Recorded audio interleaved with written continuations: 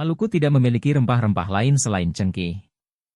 Akan tetapi, dengan jumlah cengkih yang melimpah sebagaimana terlihat, Maluku dapat memenuhi kebutuhan cengkih untuk seluruh dunia. Demikian ungkapan Lin Schouten ketika menggambarkan Maluku sebagai produsen cengkih terbaik dunia, yang tertuang dalam Itinerario. Kemasyhuran rempah Nusantara sudah banyak dicatat dalam manuskrip kuno sebagai salah satu bagian penting yang menyimpan memori kolektif dalam ikhtiar membangun peradaban dunia. Nusantara, sebutan Indonesia saat itu, dikenal seluruh dunia sebagai negeri penghasil rempah terulung. Berawal dari sana juga, Nusantara memiliki sejarah yang membanggakan sekaligus memilukan. Kejayaan rempah Nusantara pada masa lampau setidaknya membuktikan bahwa Indonesia adalah bangsa yang kaya. Indonesia pernah menjadi juru kunci perdagangan maritim dunia dengan jalur rempah sebagai poros. Di lain sisi, kekayaan rempah yang dimiliki Nusantara banyak menggiurkan bangsa lain untuk terus mengkaji atau bahkan menguasainya. Nyatanya rempah menjadi rebutan berbagai negara di dunia yang pada akhirnya berujung pada laku kolonialisme, monopoli dagang, dan eksploitasi alam, rempah, khususnya bangsa Eropa. Hingga kini, Indonesia di usianya yang ke-76, harus merindu momen-momen indah itu. Rempah Nusantara yang langgeng dikenal seperti pohon cengkih, Syzygium aromaticum, merupakan tanaman asli, endemik, Ternate, Tidore, Moti, Makian, dan Bacan. Sementara, pohon pala, Myristica fragrans, adalah tanaman endemik Pulau Banda. Beberapa komoditas penting lainnya, seperti kayu manis, Cinnamomum burmanii, lada, Piper nigrum, kemenyan, Styrus benzoin, kamper kapur, Cinnamomum campora dan Dryobalanops aromaticum, adalah tanaman endemik Sumatera. Kemiri, kapulaga, dan cendana, Santalum album liter, banyak diproduksi di Nusantara bagian timur. Rempah, tilikan kegunaan. Dalam konteks kebudayaan, rempah diyakini para sejarawan akan nilai yang dibawa, value, dan menjadi gaya hidup, lifestyle. Hasil pengkajian arkeologis menunjukkan bahwa rempah telah dimanfaatkan sejak zaman Romawi atau Mesir kuno. Dalam masa itu, rempah-rempah adalah simbol eksotisme, kekayaan, prestise, dan syarat dengan kesakralan. Catatan kuno di Mesir, Tiongkok, Mesopotamia, India, Yunani, Romawi, serta Jazirah Arab, menunjukkan bahwa rempah-rempah mulanya hanya dipercaya sebagai panacea, obat penyembuh, daripada penyedap rasa makanan.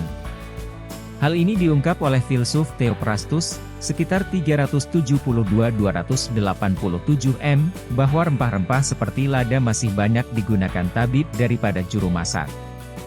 Turner, 2011, 59. Selain Theophrastus, Hippocrates, 460-377 sm, juga pernah menulis tentang rempah dan herbal termasuk saffron, kayu manis, merica, mint, dan marjoram. Hippocrates menegaskan bahwa rempah harus mendapat perhatian penuh. Secara medis, rempah diolah menjadi obat-obatan herbal untuk pengobatan. Rempah pun berkembang menurut kegunaannya menjadi penyedap rasa dan mengurangi bau tidak sedap dari makanan. Abad ke-15 dikatakan sebagai abad rempah-rempah. Apabila pada abad-abad sebelumnya rempah-rempah kerap disandingkan sebagai bahan medis, maka sejak abad ke-15 citranya bergeser sebagai penguat cita rasa hidangan di lingkungan kerajaan Eropa. Pada masa itu, mulai terbangun kesadaran membarui citra kelam makanan selama abad pertengahan yang tidak berselera. Seiring itu, buku-buku masak mulai bermunculan di Eropa. Frey Edman, 2008, 19, 20. Dari sini, bisa ditarik mafhum bahwa rempah adalah komoditas yang eksotis plus mewah yang memengaruhi kebudayaan masyarakat kuno. Mengingat pemanfaatannya yang dominan, tidak mengherankan jika rempah-rempah pernah dihargai setara dengan emas. Dari eksplorasi hingga hypereksploitasi. Dalam upaya mengenalkan rempah Nusantara pada dunia, ribuan tahun silam, nenek moyang kita telah melakukan perdagangan rempah. Pada masa lampau, kerjasama perdagangan rempah terbentuk dengan baik antara kerajaan-kerajaan di Nusantara dan mancanegara melalui transportasi kemaritiman tradisional. Melalui pelayaran, nenek moyang kita menjelajahi dunia dan berhasil menjalin hubungan antar pulau, suku, bangsa dengan membawa hasil alam khas, seperti cengkih, lada, kayu manis, pala, dan cendana untuk kebutuhan ekonomi ataupun membangun persahabatan. Mereka berdagang ke Tiongkok, India, Asia Selatan, Asia Barat, hingga Afrika Timur.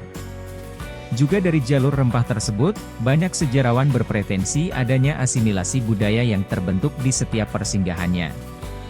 Hingga pada akhirnya, jalur rempah inilah yang kemudian disebut sebagai penghubung Nusantara dengan dunia melalui berbagai titik atau simpul peradaban.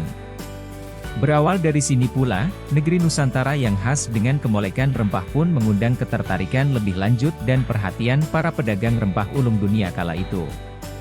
Anthony D. Smith, 1991, 14, misalkan, mengatakan bahwa rempah sebagai identitas keindonesiaan yang kerap merujuk pada kawasan bersejarah, unhistoric territory, serta mitos bersama, dan ingatan-ingatan historis, common MYTH and historical memories. Hingga abad ke-18, Nusantara merupakan kawasan bersejarah yang menyimpan banyak mitos terkait dengan jalur rempah. Jalur ini menjadikan Nusantara sebagai emporium global di mana bangsa-bangsa dari berbagai penjuru dunia yang semula hanya membayangkan mitos surga rempah-rempah, lantas melakukan aktivitas jelajah bahari untuk mencapai surga rempah itu berada. Eksplorasi bangsa Eropa menuju surga rempah-rempah mulai menemui titik terang dengan ditemukannya rute maritim menuju timur dengan memutari Afrika. Bangsa Eropa mulai menginjakkan kakinya di Nusantara setelah pasukan Portugis di bawah komando Alfonso de Albuquerque menaklukkan Malaka pada 24 Agustus 1511. Setelah keberhasilan tersebut, Alfonso mempelajari lokasi keberadaan Kepulauan Maluku yang dikenal sebagai Pulau Cengkeh, Spice Island. Portugis memperdagangkan rempah Nusantara, lada dari Sumatera sudah diperdagangkan ke Cina, dan terus memperdagangkan rempah ke seluruh penjuru dunia. Kurang lebih selama 1 abad bangsa Portugis menduduki Nusantara dan melakukan monopoli rempah di Nusantara. Kegemilangan bangsa Portugis akhirnya memantik rasa penasaran bangsa Eropa lainnya sebagai pesaing. Belanda akhirnya menyusul Portugis dan berhasil merebut Nusantara. Nusantara di genggaman bangsa Belanda, rempah-rempah menjadi komoditas ulung dalam monopoli perdagangan internasional. Belanda juga membentuk sebuah kongsi dagang yang bertujuan untuk memonopoli perdagangan di Asia, yang biasa masyhur dengan nama, Verenigde Oostindische Compagnie, VOC. Ketika Belanda tiba, VOC mengusir para pesaingnya yang masih menetap di wilayah Nusantara. VOC turut mengatur iklim perekonomian dan produksi rempah dengan melarang masyarakat Maluku menjual hasil bumi, misal rempah, kepada pihak selain Belanda. VOC juga mengatur terkait jumlah tanaman rempah-rempah beserta lokasi lahan yang akan ditanami.